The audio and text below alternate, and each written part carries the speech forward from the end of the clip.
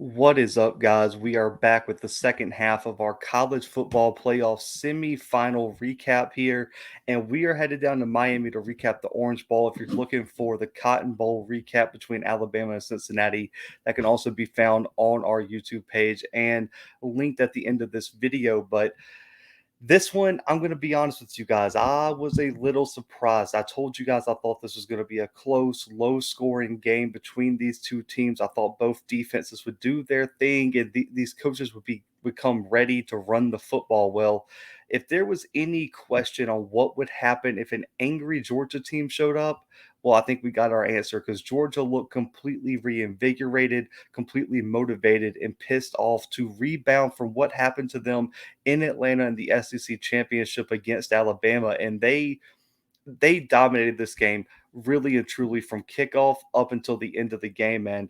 This one got so out of hand so quickly, and it was mostly due to Georgia's defense absolutely stifling the rushing attack of Michigan. And on top of that, Georgia's offense really experienced one of their better performances of the year. 521 total yards, 300 through the air, almost 200 rushing, and they neutralized completely the two defensive ends that really and truly had to be superstars for Michigan, but they didn't allow anything, man. No sacks allowed this weekend for Georgia, which is absolutely insane given that Aiden Hutchinson and David Ajabo both play on the other side of the football for Michigan, and there was no sign of Aiden Hutchinson this weekend. And you have to give Salter and that whole offensive line for Georgia a lot of credit.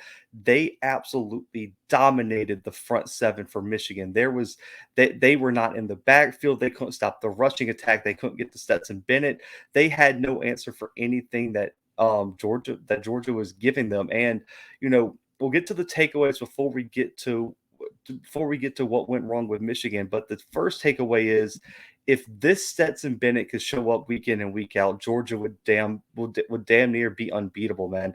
20 of 30, 313 yards, 3 touchdowns, and had 32 yards rushing, just getting out of the pocket and making something happen. Stetson Bennett looked calm, composed, and confident. And most of all, and confidence is what I really want to key on. Against Alabama, he looked like he was shaking a little bit, and he looked like he wasn't really believing in what the offense was doing. This weekend, there was zero sign of that. He was confident in all his throws. He was making quick decisions. He was the leader of the offense, and you have to give him a lot of credit after all the backlash and criticism that he received for him to come out on the biggest stage in primetime in a game where this was viewed by most, including myself, as a 50-50 matchup. He came out and left no doubt on who the best quarterback on the field was and who is the leader of this Bulldogs offense. And I'm giving Stetson Bennett huge credit for what he did this weekend down in Miami. And then, of course, I've talked about this kid. I called him the X Factor this weekend, and you can go check the preview.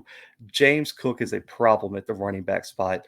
4 catches, 112 receiving yards, and a touchdown. And on top of that, 32 yards rushing as well. This weekend, going into the game, I said, I thought his explosiveness on the ground and his ability to be a receiving back was going to be key this weekend. And he was the leading receiver, and he hit some major explosive plays this weekend. And I really think his versatility opens up the playbook for the Bulldogs, and I really do think you should see him have a bigger role going into that national championship game. He was a bit banged up in the SEC championship game, but going into the Natty, there is no question who I think should be on the field as much as possible, and that is James Cook. His explosiveness, his maturity, his playmaking ability is bar none. And so for me, I think James Cook is going to play a huge role moving forward for the Bulldogs. And on top of that, can we give this kid his flowers, man? Brock Bowers is a problem at the tight end spot. 5 catches, 55 yards for a touchdown. And that one, it was early in the game, and it looked like Stetson Bennett threw it probably 5 to 6 yards over his head, and he snagged it and made a huge play. I mean, this kid's catch radius is on a whole nother level. a lot of people overlooked him coming into Georgia because they had so much talent come in this past all season. Bowers really and truly is making a case that he is probably their top pass catcher right now. In my opinion, for the Bulldogs. He's big, he's physical, his catch radius is insane, his playmaking ability is insane, and he has the trust of Stetson Bennett. That's what you need as a pass catcher, wide receiver, tight end. This kid's ability is uh it's not even tapped yet. This kid's young, and I think moving forward in Athens, Brock Bowers is going to be a name that is going to be a household name in college football if it already isn't after his SEC championship performance.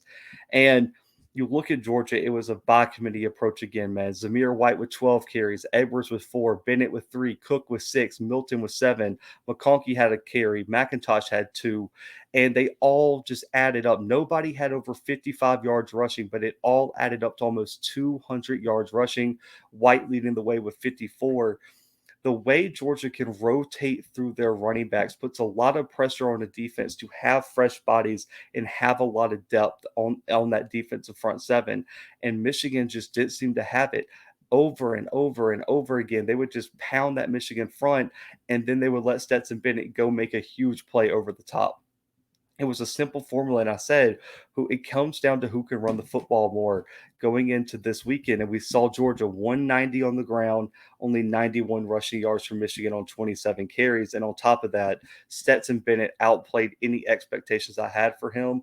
So shout out to Stetson Bennett and the Georgia Bulldogs for putting on a masterful performance this weekend down in Miami. Now, what went wrong for Michigan is the big question a lot of people have. And there's a lot of places to start. I already mentioned Aiden Hutchinson and Ajabu. I said had to have giant games this weekend. They were non-existent at times. And then on top of that, they just couldn't run the football. The offensive line came in wearing shirts that just says run the damn ball. They were not able to do that. Haskins, 9 carries for 39 yards.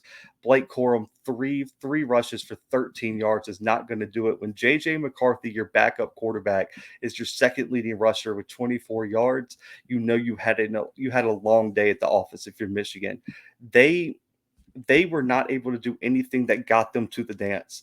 What got them to Miami in the college football playoff was a strong pass rush, which allowed their secondary to be opportunistic, and a strong run game with Cade McNamara working off the play action, working off of loaded boxes to take deep shots down the field. None of that was available because they couldn't run the football and they couldn't get any pressure on Stetson Bennett. Everything that went wrong for Michigan this weekend on both sides of the ball went wrong. They were missing some pieces in the back end of their defense, including Hill. That really hurt them in the long run, but ultimately they could not establish anything they do well while Michigan did it just that. And on top of that, Cade McNamara had an atrocious game, 106 yards passing, 2 picks, 11 for 19. The efficiency might have been there, but he just was not able to push the football down the field consistently, and they were not able to establish drives. And really and truly, they were really missing just that presence at the wide receiver spot. Outside of all at the wide receiver spot, 4 catches, 63 yards. Nobody could step up. Roman Wilson had 1 catch. Edwards had a few catches out of the backfield, but nobody could be that guy. Dalen Baldwin only 1 catch for 6 yards. They had nobody step up at the wide receiver spot, and they also just turnovers, man. Blake Corum had a fumble that was lost. 2 picks by McNamara. You cannot turn the football over against this Georgia defense, or things are going to get tough on you. And they just did not look ready for the Georgia speed, the physicality on that defensive side of the ball. And that goes back to Georgia as well. The defensive game plan was excellent, and the execution was on another level. You have to give these, I would say, 4 guys a lot of credit. Nolan Smith, huge game, 8 tackles, a sack. N'Kobe Dean was all over the field. Quay Walker and De'Aaron Kendrick played an outstanding game with that corner spot. These guys are the ones that I think you have to give a lot of credit to. De'Aaron Kendrick, 2 interceptions as well. He finally lived up to everything he was brought over from Clemson to do, and he has championship experience, and he played like it in the biggest moment. And so you have to give Kirby Smart, Dan Lanning, all the code D coordinators that work with them a lot of credit for that defensive gameplay, because they said, listen, Haskins and Corum are not going to beat us. Cade McNamara or JJ McCarthy is going to have to beat us, and they just were not able to do it. Now, McCarthy did some promising things at the quarterback spot, and I think the future for Michigan at that QB spot is promising under McCarthy. But it was clear that at least on Friday night in the Orange Bowl, there was just nothing that Cade McNamara could have done to really improve Michigan. But everything that they did well to get to this moment was not clicking this past Friday against Georgia. Now, the big question: can Kirby Smart finally win it all? And we know who he has to face. Alabama will be waiting for them when they head to Lucas Oil Stadium in Indianapolis on January 11th. And the big thing is he going to be able to adjust from what happened in the SEC championship? Now, the odds of his defense playing like they did against Alabama twice in as many is just in a handful of weeks is probably low. But they know the offensive line has to be more physical. They know Stetson Bennett has to play better. They know they have to run the football better, and they know their defensive front seven has to play in the backfield and get to Bryce Young more efficiently. If they can play like they did this weekend with the motivation, the fire that I have not seen them have in a long time this season, this Georgia team could make some waves if they come out and play like they did this weekend. They know that they're getting healthy. Their injured players are coming back slowly and surely. I think Georgia's going to be ready for the moment. And for me, I've been riding the Georgia bandwagon all season long. I picked them in the SEC championship. I picked them this weekend. In my opinion, this is the best team Kirby Smart has from the running back group. With you have your 4 or 5 deep there, with Pickens coming back, with Bowers, emerging at that wide receiver spot. With James Cook out of the backfield, I think you have the pass catchers to make some waves. Your offensive line with Jamari Salter and some of these guys is loaded, and your defense is probably, in my opinion, the deepest defense that I think Kirby Smart's had. I know that 2017 with Roquan and them were really good, but Nolan Smith, N'Kobe Dean, Quay Walker, De'Aaron Kendrick, Jackson Carter, Walker Davis, Ringo, Poole, Tyndall, all these guys can be huge playmakers. I think it's the deepest roster that they have on the defensive side of the ball. So I absolutely believe this Georgia roster is a national championship roster. Outside of the Alabama game, they have been the consensus number one team in the country. And this weekend, they look like the consensus number one team in the country. But you still have to do it against the GOAT, which is Nick Saban. And I'm very interested to see the wrinkles that Kirby Smart and this coaching staff add into the game plan for January 11th against Alabama. But if you're asking me straight up, can Kirby Smart finally win it all? I think he has the roster, and now that wake up call in the SEC championship can be just what they need to launch their first national championship run since 1980. And then finally, man, the last thing we'll talk about: can Jim Harbaugh build upon this season? I'll admit it. I personally had Jim Harbaugh on the hot seat 2 years ago. It's been a common theme on this show that I thought Jim Harbaugh's time in Michigan was over, but he bet on himself. I talked about on the preview. He finally said, "Listen, I can get this team there," and he got to the dance, and they end up losing this game. And the question is going to be, moving forward, can he build off this run to continuously beat Ohio State? Maybe not every year, but enough to keep those fans happy up there, win a few Big Ten titles, and get to the playoffs more than just this one great run that they had. That's the question. And for me, looking at how JJ McCarthy performed once he got in there, looking at some of the recruits they're pulling in Michigan, I absolutely do believe they're going to be primed to compete for the Big Ten. Now, the question is, can they do it in a Columbus environment? Can they beat Ohio State on the road year in and year out? Can they prove that this team just wasn't that special? And can he make adjustments? For me, the quarterback spot is going to be the biggest question mark for me. They have the defensive playmakers. They have the offensive line that's building slowly and surely. They have the running backs and the talent there. But the wide receiver spot and quarterback spot for me has to get better for Michigan. They just didn't have those game-changing playmakers at those spots to win this game, in my opinion. And so that's going to be the biggest question: is can McCarthy develop into that quarterback for Harbaugh?